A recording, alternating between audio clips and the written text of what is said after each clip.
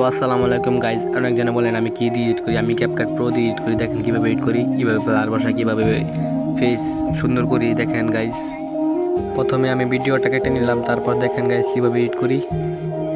তারপর এটা কেটে নিলাম, তারপর ভিডিওটা ডুপ্লিকেট করে ওভারলে করে দিলাম। দেখেন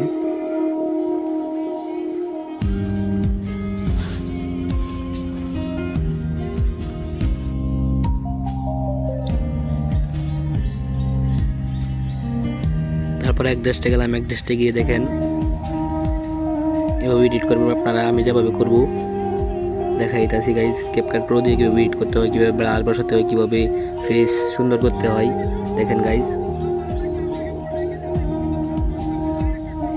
দেখতে থাকেন ভিডিওটা কি সুন্দর হয়। তারপর ব্যাকগ্রাউন্ড সবুজ এবং গেঞ্জি কালার করে নিলাম। তারপরে ভিডিওটা স্পষ্ট করে দিলাম, এটাই ক্লিয়ার করে দিলাম।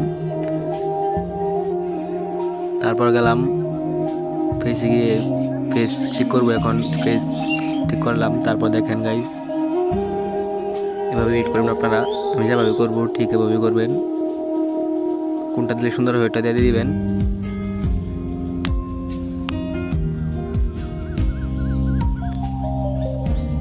তারপর গিয়ে দেখেন আমার চেহারা কত সুন্দর হয়ে গেছে, আগেতেও অনেক সুন্দর হয়ে গেল।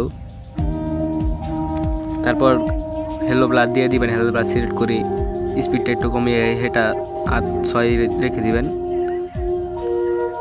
হ্যালো, তারপর ভিডিওটা হ্যালো ব্লারটা বড় করে দিবেন এভাবে।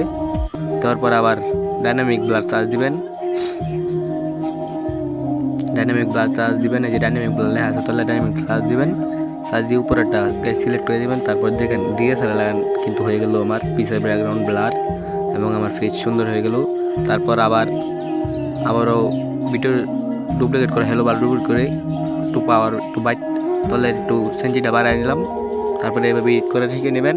আর ক্যাপকাট প্রো যদি প্রয়োজন লাগে তাহলে আমাকে বলবেন, আমি দিয়ে দিব ইনশাল্লাহ।